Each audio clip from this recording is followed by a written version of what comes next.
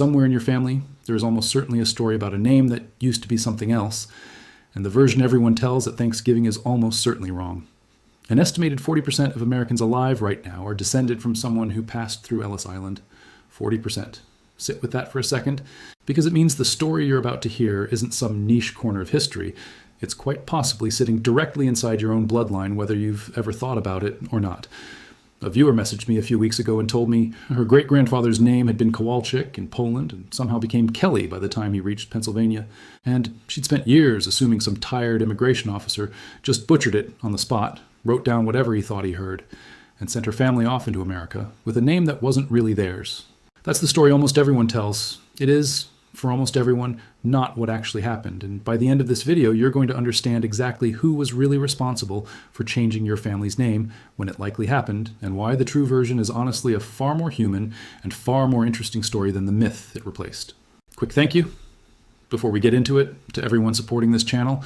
It genuinely funds the archive digging that goes into episodes like this one, and I never take that for granted. The first Ellis Island immigration station opened its doors on January 1st, 1892 in New York Harbor, built specifically because the older processing centers in Lower Manhattan simply couldn't keep pace anymore with how many people were arriving. Before Ellis Island, most immigrants were processed at Castle Garden, a converted fort at the tip of Manhattan that had handled roughly 8 million arrivals across its decades of operation. But by the late 1880s, the numbers coming across the Atlantic had grown so large, and the political pressure to control and inspect that flow had grown so intense, that the federal government took over immigration processing entirely and built a dedicated station on a small island in the harbor that had previously been used for, of all things, an arsenal and a fort of its own. In that very first year of operation alone, nearly 450,000 people passed through the new station, a number that would have seemed staggering to the officials who designed it. And by the time the station finally closed for good in 1954, that number had climbed to 12 million total arrivals. Though the overwhelming majority of them, something close to 70% of the entire 12 million, came through during one massive surge in the decades before 1924, when new and far stricter immigration quota laws slowed the flow to a trickle almost overnight. These weren't casual travelers making a leisurely trip. Most were fleeing grinding poverty, religious persecution, forced military conscription, or outright political collapse across Eastern and Southern Europe. Regions that, in the late 1800s and early 1900s, were being torn apart by shifting empires, pogroms, famine, and economic upheaval that left millions of families with essentially two choices: stay and endure it, or gamble everything on a ship ticket to a country most of them had never seen and couldn't have located confidently on a map. And getting to America in the first place meant a private steamship voyage that could take anywhere from 1 to 2 brutal weeks depending on the weather, the route, and the age of the ship. Here's where the class divide already begins. Long before anyone even reached New York Harbor, steamship companies split their passengers by wealth from the moment they boarded. First and second class travelers were given proper staterooms and cabins, private space, real beds, dining rooms with actual service. Everyone else, and this was the overwhelming majority of people making the crossing, was packed into a cramped, low-ceilinged space near the bottom of the ship called steerage, a term that originally referred to the area near a ship's steering mechanism. Cheap, because it was the least desirable space on board and the least insulated from the engine noise and the rolling of the sea. A steerage ticket ran around $30, which sounds almost nothing today, but represented a genuinely significant sum for a working family in the 1890s or 1900s. Often the accumulated savings of years of labor, sometimes money sent home in advance by a relative who had already made the crossing and was now working to bring the rest of the family over one ticket at a time. And shipping companies, driven purely by profit, crammed in as many steerage passengers as the space could physically hold, sometimes numbering in the hundreds or even low thousands aboard a single vessel, which meant overcrowded, poorly ventilated, and often deeply unsanitary conditions. Shared sleeping berths stacked in tiers, communal washrooms, food that was frequently repetitive and low quality, and essentially no privacy for 2 straight weeks, surrounded by strangers, seasickness, and the constant uncertainty of what waited on the other end. Contemporary accounts from immigrant aid societies describe steerage compartments where the air itself became difficult to breathe by the middle of a long voyage, where disease could spread quickly in such close quarters, and where many passengers spent much of the crossing simply trying to survive it rather than enjoy it. And still, families endured it, willingly, repeatedly, generation after generation, because whatever waited on the other side had to be worth 2 weeks of misery below deck. Now here's the part almost nobody realizes, and it's worth sitting with. Because the class divide didn't end when the ship finally reached New York, it actually determined your entire arrival experience from that point forward. When ships pulled into the harbor, health officers boarded first, before a single passenger was allowed to disembark, and did a quick visual sweep of the entire ship, looking for obvious signs of contagious disease among the passengers and crew. If you were traveling first or second class, and you appeared healthy during that initial sweep, you were processed right there on board by an officer who came to you, checked your paperwork in a private cabin, and released you straight into New York City. Wealthy and middle-class immigrants, in other words, essentially bought their way past the entire ordeal you're about to hear about. They never set foot on Ellis Island at all, and for a long time, most Americans genuinely had no idea that this two-tiered system even existed, because the version of the story that survived in popular memory almost always centers on the immigrants who did go through the island, since they were, simply, the overwhelming majority. It was only the steerage passengers, the ones with the least money, and very often the most desperate circumstances driving their journey in the first place, who were ferried over to the island itself to be formally processed, sometimes waiting for hours, sometimes for days, anchored in the harbor within full view of the Statue of Liberty and the New York skyline, close enough to see the city, and completely unable to reach it until a ferry became available to carry them across. Once they finally reached the island, migrants walked down the gangplank carrying literally everything they owned, sometimes a single trunk holding an entire family's possessions, and dropped their bags in a cavernous baggage room on the ground floor before climbing a long, winding staircase up to the room, where their entire future would essentially be decided in a matter of minutes. And that staircase wasn't just architecture doing nothing, it was quietly performing its own silent function the entire time.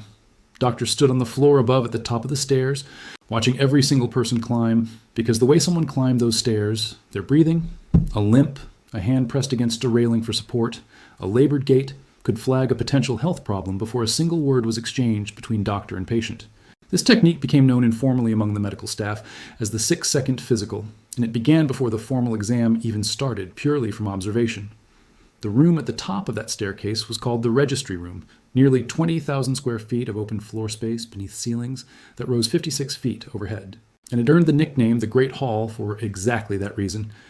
An enormous, echoing, cathedral-like space filled with rows of iron railings dividing the floor into narrow channels, forcing thousands of people a day to move through in a single orderly line, no matter how large the crowd waiting behind them became.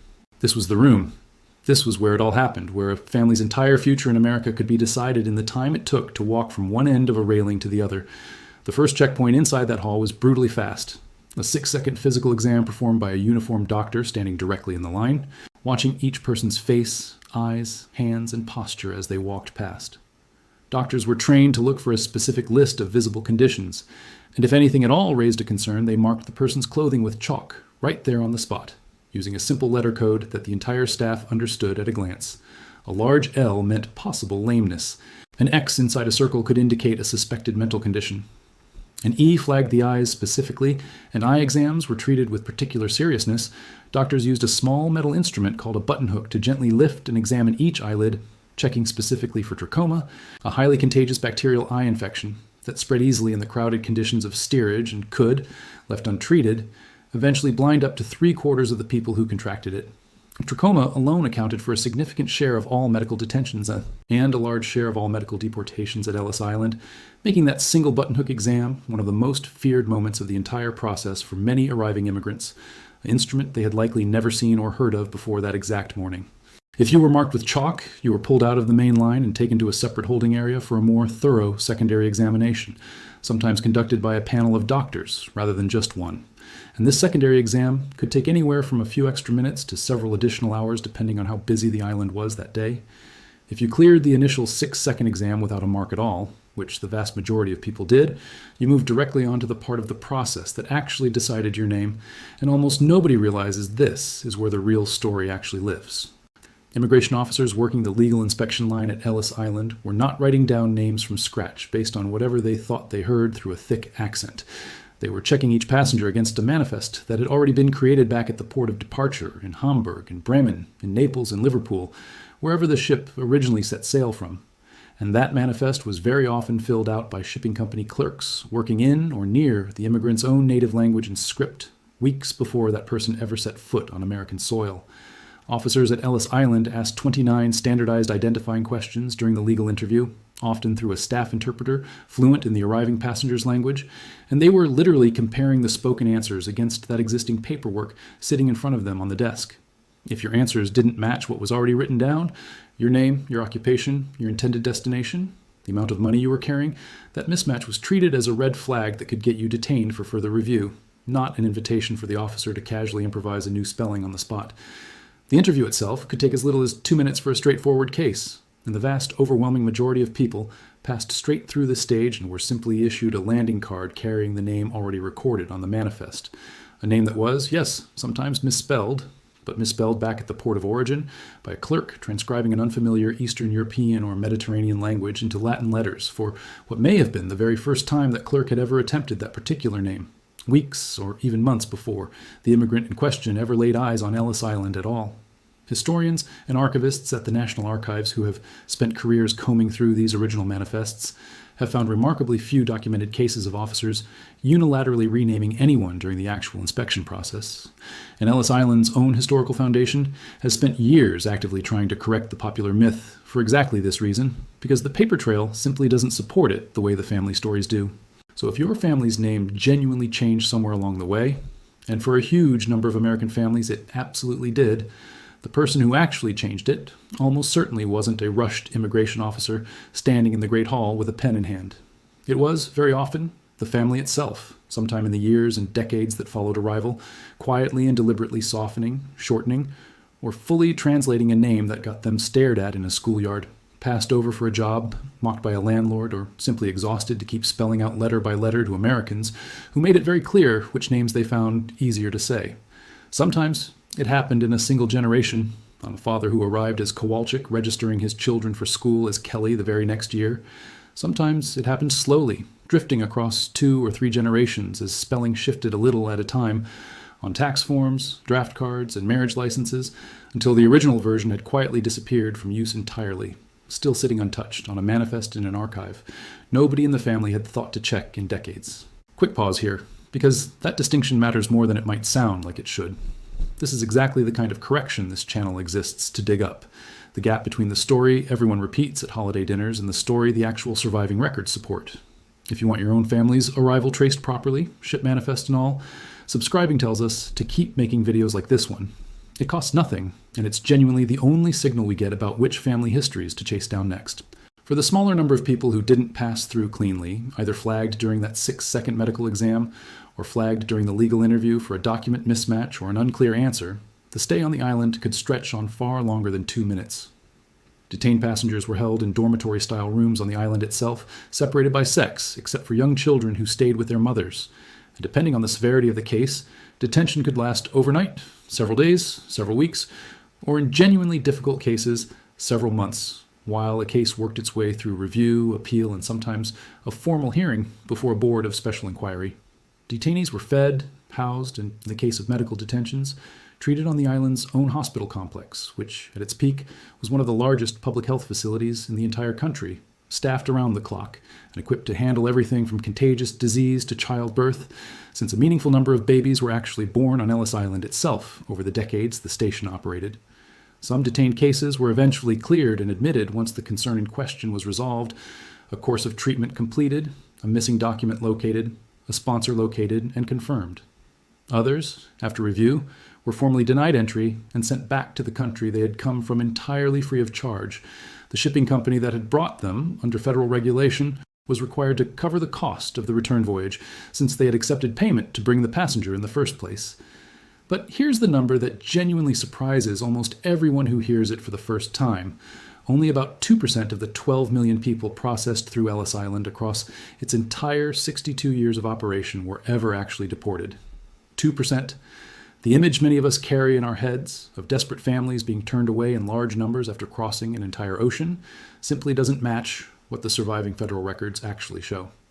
The overwhelming majority of people who reached that island in the first place eventually walked out of it and into the country they had crossed an ocean to reach. And when they finally did walk out, the building itself quietly sorted them one last time on the way. After inspection was fully complete, everyone descended a staircase divided into 3 separate aisles, and which aisle you walked down said something real and immediate about where your life was about to head next. Those still being detained for further review walked down the center aisle, back toward the dormitories.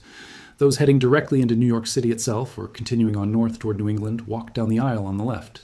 Those bound west or south toward railroad lines that would carry them deep into the interior of the country. Chicago, Pittsburgh, the farmland of the Midwest. Walk down the aisle on the right. At the bottom of that final staircase waited a working post office where new arrivals could send word home for the very first time that they'd made it. A railway ticket office selling tickets onward to nearly anywhere the growing American rail network reached. A currency exchange counter where whatever old world money still sat in someone's pocket could finally be turned into dollars. And for a genuinely lucky number of arrivals, family members who had come ahead of them years earlier, now standing at the bottom of those stairs, scanning every single face coming down for one they recognized. That spot, near the base of the stairs, where families reunited after months or years apart, became known informally among staff and immigrants alike as the kissing post. And it's one of the few corners of the entire building that survives in photographs, looking exactly the way witnesses described it. Ordinary, unremarkable architecturally, and absolutely soaked in emotion. I think again about the story that viewer sent me, the great-grandfather who went from Kowalczyk to Kelly, and now knowing what the records actually show about how this process really worked, that change almost certainly didn't happen inside that building at all. It likely happened later at a job interview where Kowalczyk got him quietly passed over for someone easier to pronounce, or at a school where a teacher simply refused to learn it and wrote something else down instead, or at some unrecorded kitchen table conversation where a tired father decided his children were going to have an easier road in this new country than he'd had. That's not a smaller or less meaningful story than the Ellis Island myth. If anything, it's a heavier and more honest one because it means the choice and the quiet sacrifice sitting underneath that choice belonged entirely to your own family, not to a stranger with a clipboard who happened to mishear a single vowel on one busy afternoon in 1907. Thank you for watching. And to the viewer whose message sparked this one, you know exactly who you are. If this changed how you think about a name sitting somewhere in your own family tree, hit subscribe, drop a like, and tell me in the comments what your family's name used to be before it changed, because I want to hear it, and the real Ellis Island name search video is coming next.